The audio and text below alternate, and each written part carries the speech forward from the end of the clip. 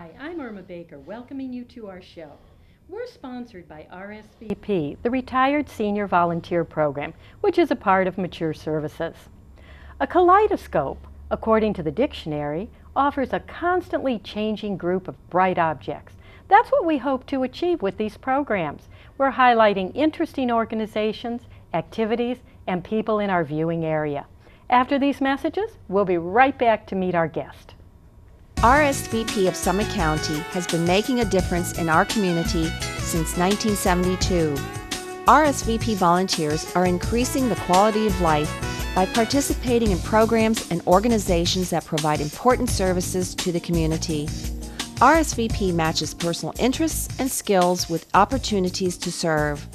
If you're interested in adding more meaning to your life and improving the lives of others, please call 330-253-4597, extension 166. Our guest today is Dave Anthony, and our topic today is forgiveness. Now that's something that all of us face at some time in our lives. But I'd like Dave to tell us a little bit about his story and how forgiveness played a part in his family's history. Dave, welcome to the show. Thank you, Irma. Glad to be here.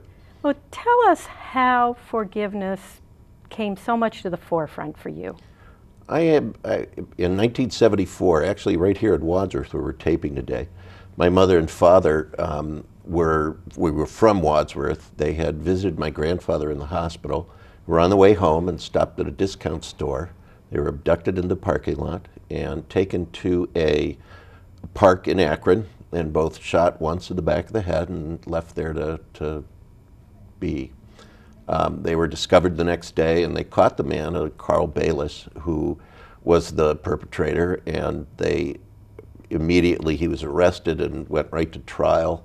I was, in the whole thing, I remember saying that it was good that I didn't have to be the policeman or the judge or the jury or the prosecutor in any of that, and even as so far as to having to pull the lever on the electric chair.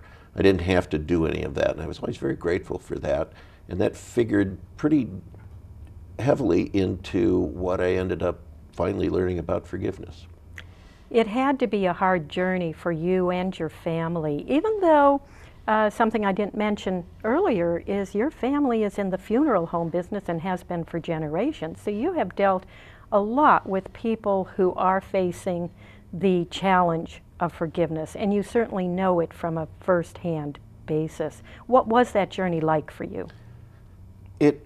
First of all, I was 18 when this happened, and there was such a firestorm of emotions and activity and people getting involved and not getting involved that it took a while just to concentrate on survival and keeping our family together, doing the things we needed to do for that.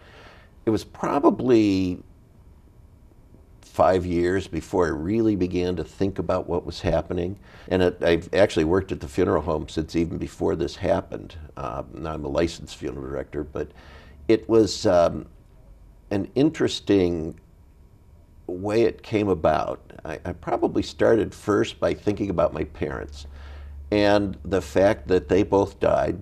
My dad was holding a rosary and my mother was holding a little crucifix. There was no sign of a struggle whatsoever. And I really think that they just put their faith in God and let things play out as they would. And with that, I became very aware that the man that killed them, that they were probably praying for him as much as they were for us. And because of that, I thought, well, that was very wonderful of my parents, I guess is the best word. And it was difficult for me to not be able to combine that with what I believed. The man who killed your parents, and I understand he is in prison now, has been, yes, and has been up for parole several times, which has been denied. Did he ever ask forgiveness? No, I've never actually talked to Carl, and I refer to him by his first name because it makes him be a little bit more human. We've never met, never talked. I would someday like to do that, but I haven't really found a good enough reason to do it. And I will eventually, I hope. So you are faced with, and something that you've grappled with in your life, with forgiving someone who hasn't even expressed any feeling of need for forgiveness. That's probably the most interesting thing about forgiveness that there is. Someone hundreds of years ago coined the term forgive and forget. It's probably some puritanical sect at the beginning of the United States, but it actually is not in the Bible at all, and all God tells us to do is forgive. We tend to think of forgiving as a warm, fuzzy thing where you grab each other and say, oh, I'm so sorry, and I'm sorry too, but it isn't that. It's actually a very cold and hard thing to do. And you don't forgive for the other person, you forgive for yourself. It's something that's good for your mental health and your well-being, and it just helps you get it all in the right direction. Well, it sounds like there are some things we need to know about forgiveness. What do we need to know about forgiveness? It operates on several levels. You have certainly a religious part of it, and I think that was probably what most people think about when they think about forgiveness. But there's also social aspects, and there's also psychological or very personal aspects. And I think the religious, everybody's pretty much aware of. I'm always fond of, well, one of our priests used to say that Our Father's the most dangerous prayer we say, because in it we say, forgive us our trespasses as we forgive those who trespass against us. And we're asking God to do exactly to us what we've done to other people, and probably said it thousands of times in our lives. And that's a pretty impressive amount of prayer to put into it. It puts a lot of accountability on the individual. It does. The personal or the psychological benefits of it are, though, is forgiveness, I guess the opposite of it would be hate.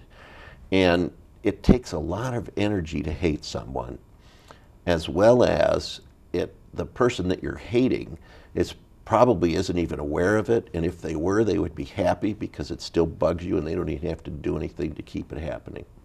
So not forgiving gives the other person kind of the upper hand over you. Basically, they may not even know it, but you're letting them take control of your life, and you're putting effort and emotional energy into something that just isn't going to really make any difference. Well, we all know people who have held a grudge for years and years and years, maybe for decades, over something that happened in the past. All that energy that they're using, how does it affect them? It can come out physically. It's stressful. It can lead to depressions, things like that. It kind of just stomach ulcers, just about anything. And it kind of closes you off, I think. It takes a part of you and says, nobody can get in here, nobody can see this, and I'm going to take care of it by myself. Well, it sure sounds like people are between a rock and a hard place. They are. The need to forgive for your own mental health, your physical health, and at the same time, how hard it is to let go of the negative emotions that are associated with it. It is. One of the things I've actually discovered through the funeral home, and I've been working for 35 years doing this, is that that people come in, and it's not all that often that they have something really traumatic, but when it does happen and somebody's really injured them, they want their pound of flesh. Mm-hmm. And what I have seen, and it's almost invariable, that after that pound of flesh comes, they are just as upset as they were before it happened. And it makes absolutely no difference. Why? What's happening? What happens is that they realize it doesn't really make them feel better. And if anything, they have put off the effort of grieving and reintegrating their lives with what has happened, so that they are leaving their emotions uncared for all the time it takes to get that revenge, that pound of flesh again. And they just have to start at the beginning, right 2 or 3 years or 5 years or 10 years after that thing actually happened.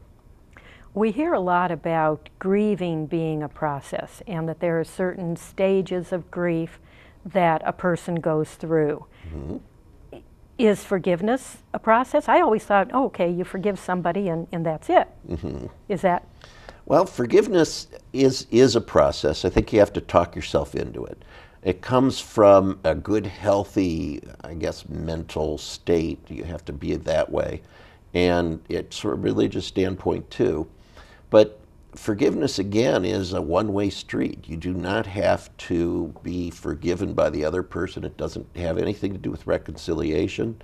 It's you saying, you no longer have power to hurt me. And it can be part of reconciliation, but it doesn't have to be. Do people sometimes feel guilty about forgiving someone who has done an injury? Like, do you feel like you're being disloyal to your parents by forgiving the man who killed them? I actually feel just the opposite. I think this is what they would have wanted. But at the same time, I talk about this fairly often, and especially policemen and prosecutors and people like that just can't believe that I would feel this way. And I honestly think people think I'm nuts. They don't say anything, but they're like, no, that's not the way we are. I think they really like to believe that by saying this, by doing this, that they would feel better, and therefore I would feel better if I did the same thing, and they're just not right. To hold a grudge, to go for revenge. Right. That there seems to be a common feeling that, oh, that will make me feel better. Mm-hmm. And in actuality, what you're saying is just the opposite. It is. I think in America, we're very violent, and if you look at all of our media, they like wars, they like scenes, they like fighting, and you've always got somebody getting back at the guys that wounded Mm-hmm. them. You rarely ever see anybody grieve or forgive on television or in the movies Mm-hmm. or anything. It's just the kind of the way we've been programmed. There's not enough action to it. Right. It's boring, I guess. Yeah. Well, I'm sure that when the story broke, in fact, you've shown me some of the pictures from the newspapers and that certainly those headlines, those pictures were avidly read and sold lots of newspapers. Yes. And that's another aspect of our society, that people gravitate toward the sensational, toward the vicarious tragedies. Right. How do people react when you talk about forgiveness? Is there that same interest, that same feeling of intensity about it? I think they can't really understand it because they haven't maybe gone through something that serious. Mm-hmm. And there's also, honestly, it's sometimes harder to forgive your wife for leaving the toothpaste tube uncapped for the 1,000th time since you've been married than it is to forgive a really big thing. Why do you say that? I guess because it keeps coming at you day after day after day. Mm-hmm. And you have to love somebody a whole lot to be able to put up with that kind of stuff. And I think that probably the biggest understanding in forgiveness is that everything that happens is a matter of degree. Mm-hmm. If I do something wrong to somebody, I steal a pen, if I hit their car, drive away without telling them, other people do those types of things as well. But what makes what I did that much different from what they did, even to the point of killing my parents, that I can't find some way to realize that it could have been me. I would never trade places, and even if all of this would never happen with the guy that killed my parents, with Carl Bayless. He grew up on the street. His grandmother raised him to an extent, I guess, and he had killed a man by the time he was 14 years old, walked up to him in broad daylight, shot him in the stomach, and the man subsequently died. He was walking with his wife, as a matter of fact. Mm-hmm. Then he went to he was in the Ohio Youth Commission at that point, stayed about 3 years, and finally walked away from a group home. And next time he shows up, it's in Akron with my mom and dad. And it seems that it would be especially hard to forgive him because he showed no remorse. He didn't even try to hide the fact. He stole the car. Mm-hmm. And bragged to acquaintances or friends that he had done this. There seemed to be no connection with his understanding of what he had done, or why there was, or even if there was anything wrong with what he had done, and you're still able to forgive him. I do remember they did a psychological profile, and that it was that he knew the difference between right and wrong. He just didn't care. And I actually went to some seminars on forgiveness and heard quite a few wonderful speakers on it, people that have been through things. Terry Anderson, who was held by the terrorists in Lebanon for 5 or 6 years, he spoke pretty eloquently about forgiveness. And also the movie Dead Man Walking, there was, actually it's not just the movie, it's a compilation of a couple crimes and more than one perpetrator, more than 2 perpetrators. And the young lady that had been terrorized for 3 or 4 days by these men, and her boyfriend was, I believe, hung, beaten, burned, and left to hang on a tree, and got away finally. And then there was another crime separate from that where somebody actually died. But she spoke about pretty much all these same things, that it just was tearing her apart as opposed to them. And it was very fascinating to see that. And I think we go back too to the forgive and forget thing. And I compare that sometimes to, suppose you'd burned your hand on a stove. You wouldn't hate the stove, but you would never touch the stove again. I think when we forgive and forget, we miss the fact that being wary of things is a very genetic and intimate part of us, and it's a safety valve. One of the speakers said that, imagine that your father molested you as a child. It is possible to forgive somebody, it's possible to even restore a relationship, but he said you'd be absolutely insane to leave your kids alone with him. So you can forgive, you can go back, but you can't let it make you stupid.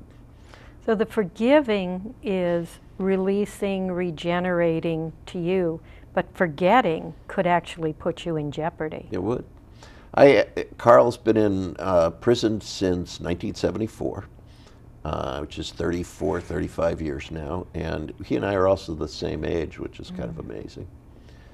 But I don't have any real desire to see him let out. I think it would be a danger to him and to the public and other people, but I don't dwell on it. But I really think that you just have to be realistic about things as well as sensible. Well, thankfully, most of us don't face the challenge of forgiveness that you and your family had to face. But we all do face circumstances, situations in our lives when perhaps forgiveness is what's needed for us in order to go on with our lives. But it's hard to do that.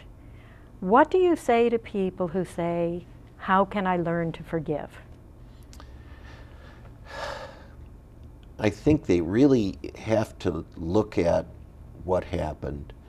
And it's like when you get slapped or hit or punched, the first thing you want to do, you could look at this in little kids. I have a grandson that's 5, and the first thing he'll do is hit back. And it's kind of a childish thing, I guess, but it's still kind of ingrained. It's almost instinctual. Reflex reaction. Right, right. But you have to get past that. And it's about learning to live where you're at as opposed to where you'd wish you were or where you used to be. But you have to be happy where you're at. And again, hating somebody can't change anything. And again, as I said, that pound of flesh is not very much of a comfort when it comes down to it. Well, if I remember the classes in Shakespeare, it seemed that the person, that was what, Merchant of Venice? I believe I so, believe. yes. And the person who wanted the pound of flesh ended up on the receiving end rather than the taking end. Mm-hmm. And that's true too. I think a hatred in yourself just blossoms and it becomes more hatred, and it goes back and forth between you and the person perhaps, or you and other people. And I really think that it's, for a relationship, it's important to be able to forgive. You said earlier that there is a social aspect to forgiveness. Is that what you're talking about right now? More than anything, it can tear apart families. It can be something that just interferes with the group you run with or your church or whatever, that if you have trouble forgiving someone. And again, I go back to the forgive and forget. You could forgive someone and not forget what they did. If somebody offended you at church or in your family, you don't want to keep inviting them to do the same thing. And that in its own way would be crueler than forgiving them, or than not forgiving them, because if you keep letting them hurt you or hurt the people around you, then you're kind of letting them be what they are. So you have to be proactive. So it's not that you just let it go. You let go the hatred. Right. You let go the constant dwelling on the past, but you're still aware and alert to the dangers of the action. Yes. And you take action yourself, like you said, proactively. You take action to try to prevent it in the future. Mm-hmm. That's an awful difficult balance. It really is. I can remember I have certain relatives would come over for holidays and always make problems. And I'm not actually sure why they ever did. But you can forgive them, but you have to make sure they're not going to do that. So either reschedule the holidays or talk to them before they come over, or explain that this just isn't going to happen. If you do it, you can leave, or we're going to leave if we're at somebody else's house. And you have to correct things as well as not hold them close to your heart. What are the most important steps to forgiveness? We talked a little bit about it. We did. Again, it's just being aware of the need for forgiveness, figuring out where the hatred comes from, understanding that... Where does the hatred come from?